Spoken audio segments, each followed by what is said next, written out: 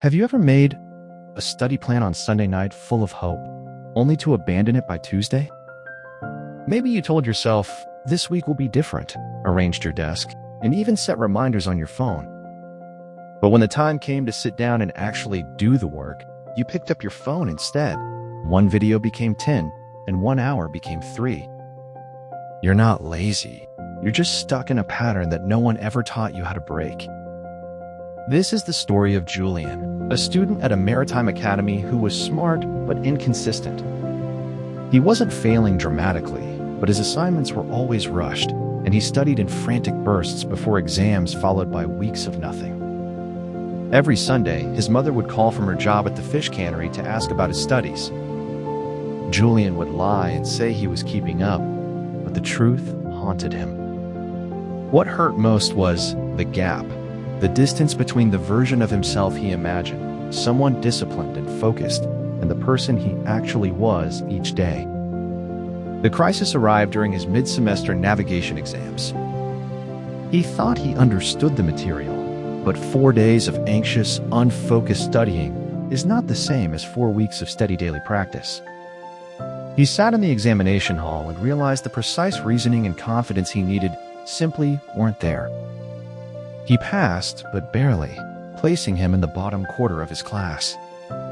Tired of his own excuses, he stayed late in the academy library one evening. That's where he met Captain Holloway, a librarian who had worked there for 22 years. Holloway didn't give him a lecture. He showed him an old logbook filled with tiny, dated entries, like read for 30 minutes, stopped when I said I would. Holloway asked him if he knew how an anchor holds a ship in place.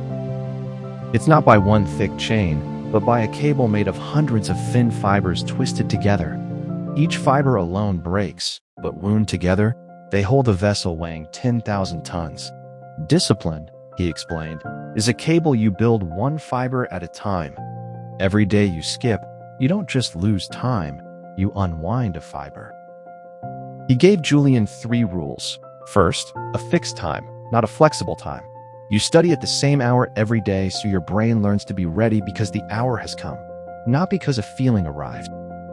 Second, a small promise kept exactly, not 2 hours, but 45 minutes completed fully, because a small promise kept is worth 10 large promises broken. Third, measure the streak, not the session. Mark a cross on a calendar for every day you finish, because the longer the chain, the more you will protect it. Julian made one decision. 6 p.m., 45 minutes, no exceptions.